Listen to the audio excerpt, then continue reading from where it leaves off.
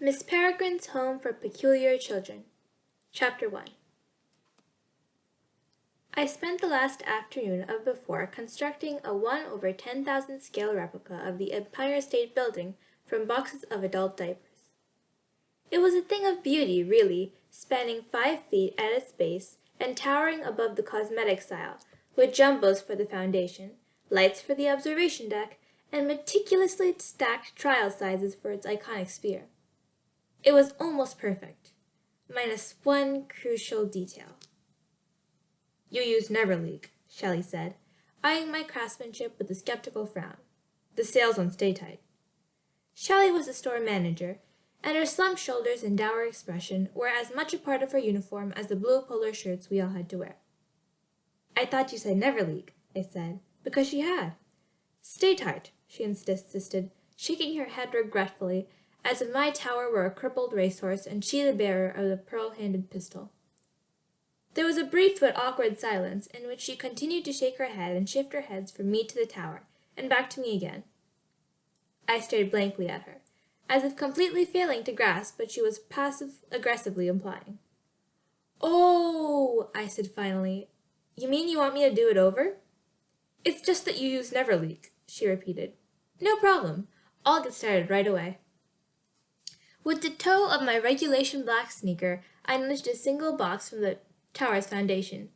In an instant, the whole magnificent structure was cascading down around us, sending a tidal wave of diapers crashing across the floor, boxes caroming off the legs of startled customers, skidding as far as the automatic door, which slid open, letting in a rush of August heat.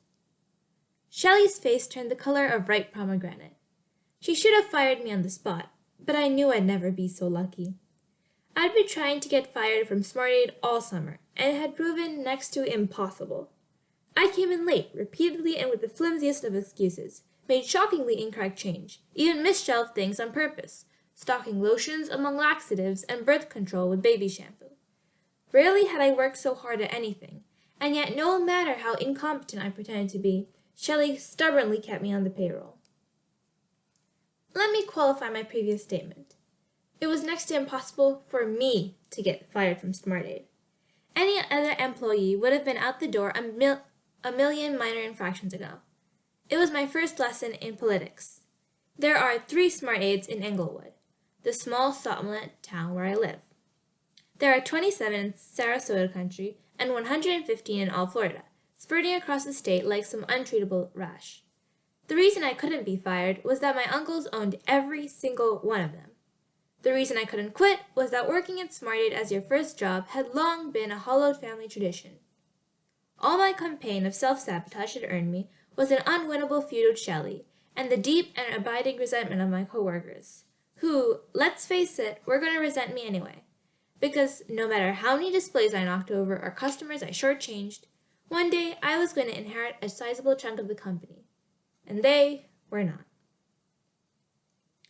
Wading to the diapers, Shelley poked her fingers into my chest and was about to say something dour when the PA system interrupted her. "Jacob, you have a call on line 2. Jacob, line 2. She glared at me as I backed away, leaving her pomegranate-faced amid the ruins of my tower. The employee lounge was a dark, windowless room where I found the pharmacy assistant, Linda, nibbling a crustless sandwich in the vivid glow of the soda machine. She nodded at the phone screwed to the wall. "Line 2's for you. Whoever it is sounds freaked." I picked up the dangling receiver. "Jacob, is that you?" "Hi, Grandpa Portman." "Jacob, thank God. I need my key. Where's my key?" He sounded upset, out of breath. "What key?" "Don't play games," he snapped. "You know what key." "You probably just misplaced it." "Your father put you up to this," he said. "Just tell me. He doesn't have to know." "Nobody put me up to anything."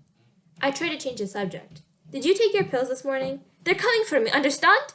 I don't know how they find me after all these years, but they did. What am I supposed to fight them with, the goddamn butter knife?"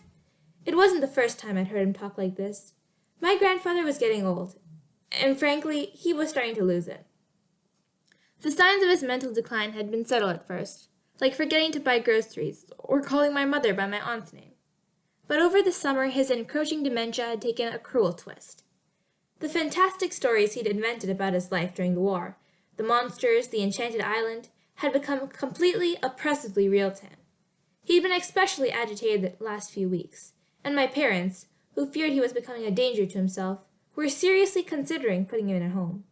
For some reason, I was the only one who received these apocalyptic phone calls from him. As usual, I did my best to calm him down. "You're safe. Everything's fine. I'll bring over a video for us to watch later. How's that sound?" "No, stay where you are. It's not safe here." "Grandpa, the monsters aren't coming for you. You killed them all in the war, remember?" I turned to face the wall, trying to hide my end of this bizarre conversation from Linda, who shot me curious glances while trying to read a fashion magazine. "Not all of them," he said. "No, no, no. I killed a lot, sure, but there are always more." I could hear him banging around his house, opening jars, slamming things. He was in a full meltdown. "You stay away, hear me? I'll be fine. Cut out their tongues and stab them in the eyes. That's all you gotta do. If I could just find that goddamn key!" The key in question opened a giant locker in Grandpa Portman's garage. Inside was a stockpile of guns and knives sufficient to arm a small militia.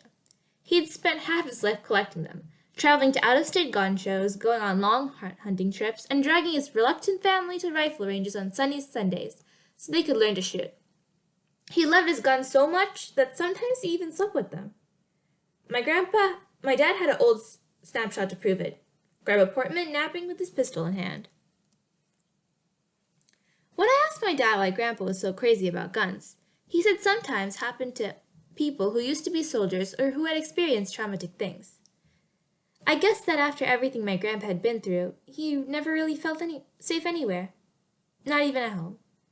The irony was, now that delusions and paranoia were starting to get the best of him, it was true.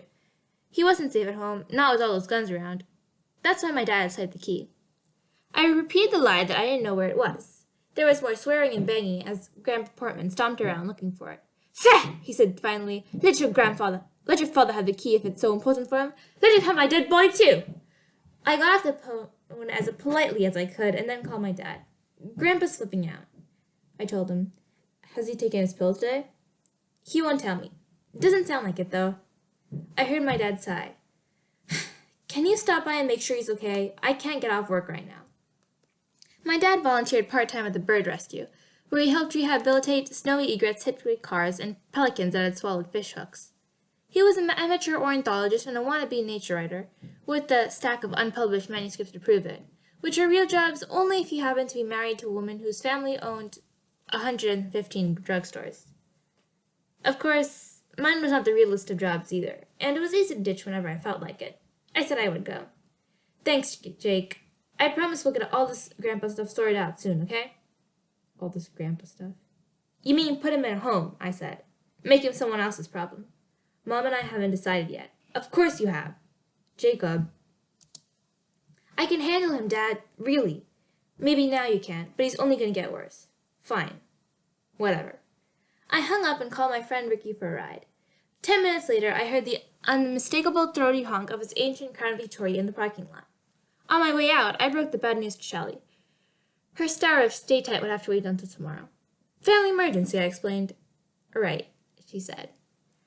I emerged into the sticky hot evening to find Ricky smoking on the hood of his battered car.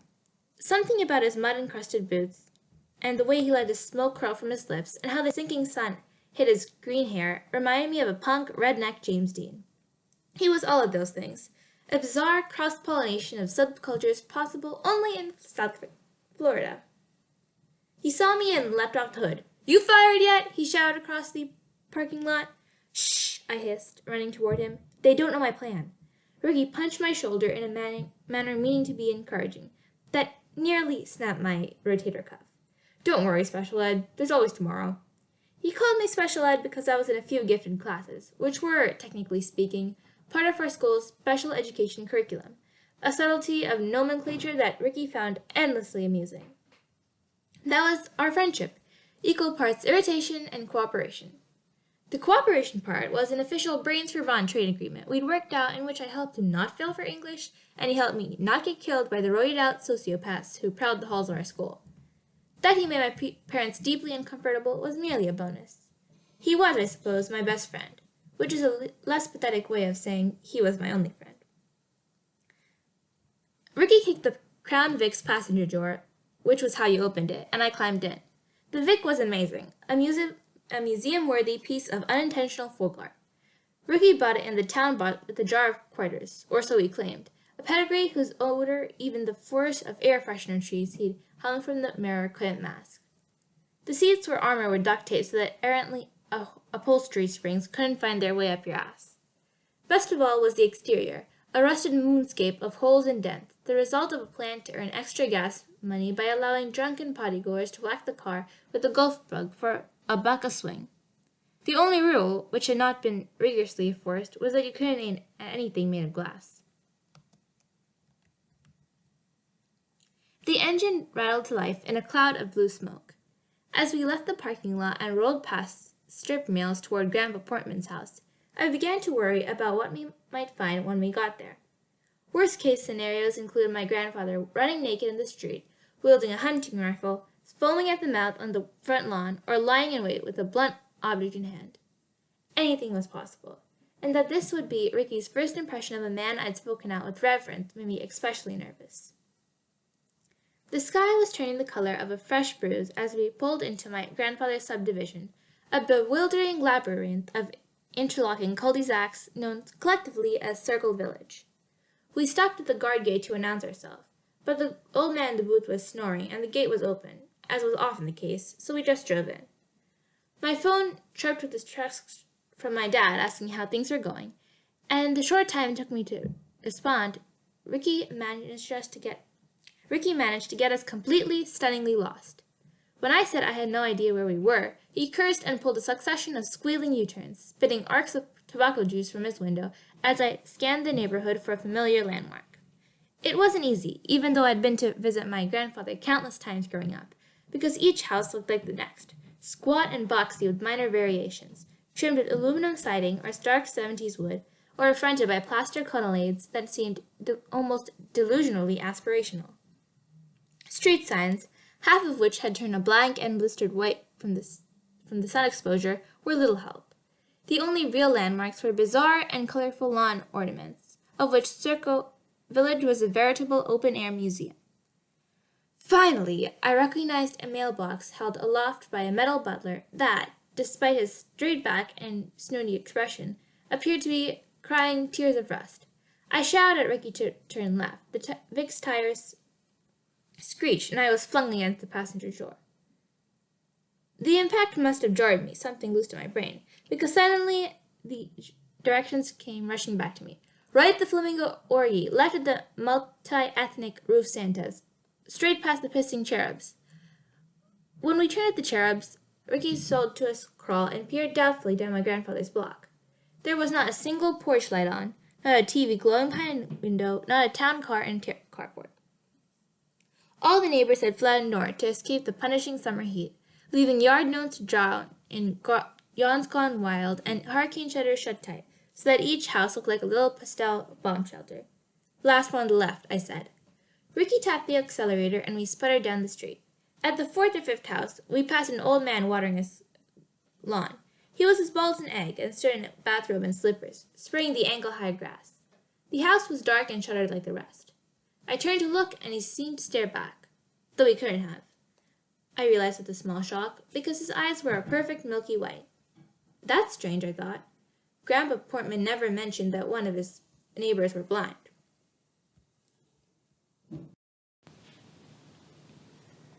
The street ended at a wall of scrub pines, and Ricky hung a sharp left into my grandfather's driveway. He cut the engine, got out, and kicked my door open. Our shoes hushed through the dry grass to the porch. I rang the bell and waited. A dark bark somewhere, a lonely sound in the muggy evening. When there was no answer, I banged on the door, thinking maybe the bell had stopped working. Ricky swatted at the gnats that had begun to close us. Maybe he stepped out, Ricky said, grinning. Hot date. Go ahead and laugh, I said. He's got a better shot than we do any night of the week. This place is crawling with eligible widows.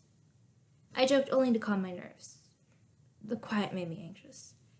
I fetched the extra key from its hiding place in the bushes. Wait here. No way. Why? Because you're 6'5" and have green hair, and my grandfather doesn't know you, and owns a lot of guns.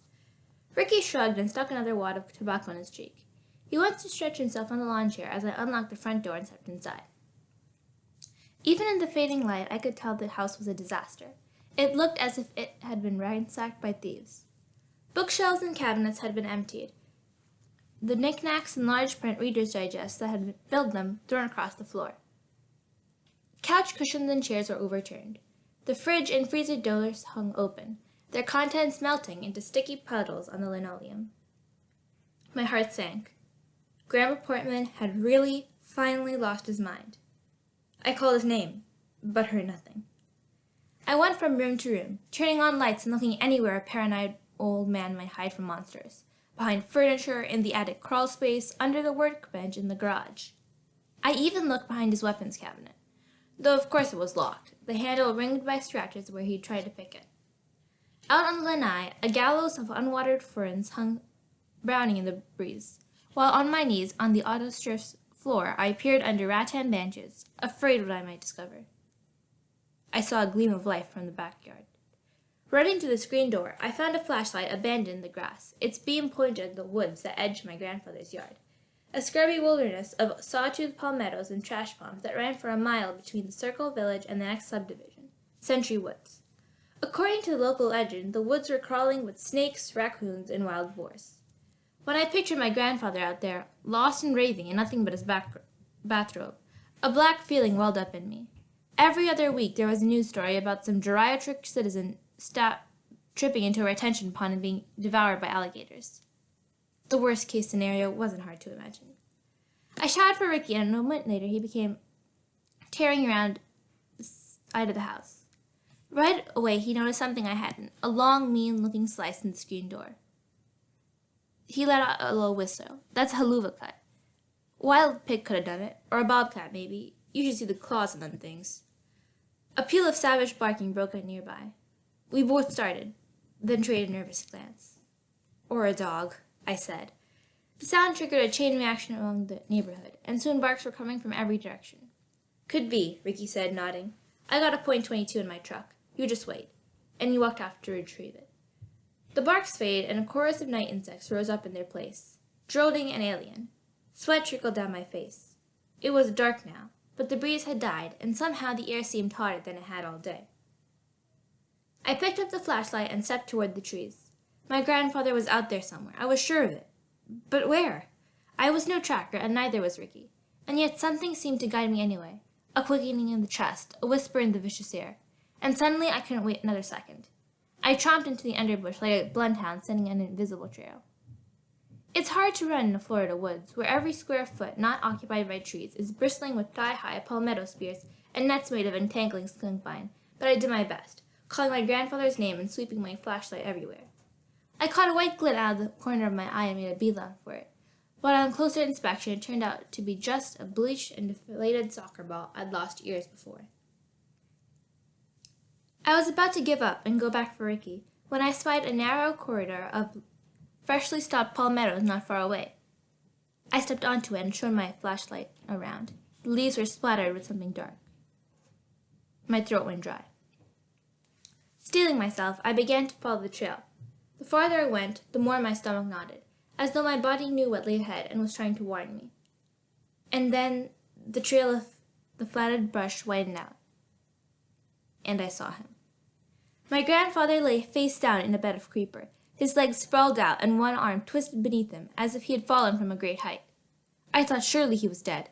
His undershirt was soaked in blood, his pants were torn, and one shoe was missing. For a long moment, I just stared, the beam of my flashlight shivering across his body. When I could breathe again, I said his name, but he didn't move. I sank to my knees and pressed the flat of my hand against his back. The blood that soaked through was warm. I could still see him breathing ever so shallowly. I slid my arms under him and rolled him onto his back. He was alive, though just barely. His eyes glassy, his face sunken and white. Then I saw the gashes among his midsection and nearly fainted. They were wide and deep and clawed with soil. The ground from where he'd lain was muddy with blood. I tried to pull the rags of his shirt over the wounds without looking at him. I heard Ricky shout from the backyard. "I'm here!" I screamed. Maybe I said more, like danger or blood, but I couldn't form the words. All I could think was that grandfathers were supposed to die in beds, in hushed places humming with machines, not in heaps on the sodden, reeking ground with hands marching over them, a brass letter opener touched in one trembling hand. A letter opener. That was all he had to defend himself. I slid from his finger, and he grasped helplessly at the air, so I took his hand and held it. My nail-bitten fingers twined with his, pale and webbed with purple veins. I have to move you, I told him, sliding one arm under his back and another under his legs. I began to lift, but he moaned and went rigid, so I stopped. I couldn't hurt him. I couldn't leave him either, and there was nothing to do but wait, so I gently brushed loose soil from his arms and face and thinning white hair. That's when I noticed his lips moving. His voice was barely audible, something less than a whisper. I leaned down and put my ears to his lips. He was mumbling, fading in and out of lucidity, shifting between English and Polish. I don't understand, I whispered. I repeated his name, and his eyes seemed to focus on me. And then he drew a sharp breath and said, quietly but clearly, "Go to the island, Jacob. Here it's not safe." It was the old paranoia. I squeezed his hand and assured him we were fine. He was going to be fine. That was twice in one day that I'd lied to him. I asked him what happened, what animal had hurt him, but he wasn't listening. "Go to the island," he repeated. "You'll be safe there. Promise me." "I will. I promise." What else could I say? "I thought I could protect you," he said. "I should have told you a long time ago." I could see the life going out of him. "Told me what?" I said, choking back tears. "There's no time," he whispered. Then he raised his head off the ground, trembling with the effort, and breathed into my ear. "Find the bird, in the loop, on the other side of the old man's grave. September 3rd, 1940. I nodded, but he could see I didn't understand. With the last bit of strength, he added, "Emerson, the letter. Tell him what happened, Jacob." With that he sank, spent and fading. I told him I loved him. And then he seemed to disappear into himself, his grace drifting past me to the sky, bristling now with the stars. A moment later, Ricky crashed out of the underbrush. He saw the old man leapt in my arms and fell back a step. "Oh, man! Oh, Jesus," he said, rubbing his face with his hands, and he babbled about finding a pulse and calling the cops, and "Did you see anything in the woods?" The strangest feeling came over me. I let go of my grandfather's body and stood up, every nerve-ending tingling with an instinct I didn't know I had. There was something in the woods, all right. I could feel it. There was no moon and no movement in the underbrush, but our own, and somehow I knew just when to raise my flashlight and just where to aim it, and for that instant, in the narrow cut of life, I saw a face that seemed to have been transplanted directly from the nightmares of my childhood. It stared back with eyes that swam in dark liquid, furrowed trenches of carbon-black flesh loose on its hunched frame, its mouth hinged open grotesquely so that a mass of long, eel-like tugs could wriggle out. I shouted something, and then it twisted and was gone, shaking the bush and drawing Ricky's attention. He raised his .22 and fired. Pap, pap, pap, pap, sing! What was that? What was that? But he hadn't seen it, and I couldn't speak to tell him, frozen in space as I was, my dying flashlight flicking over the blank woods. And then I must have blanked out, because he was saying, "Jacob, Jake, hey Ed, are you okay or what?" Because that was the last thing I remembered.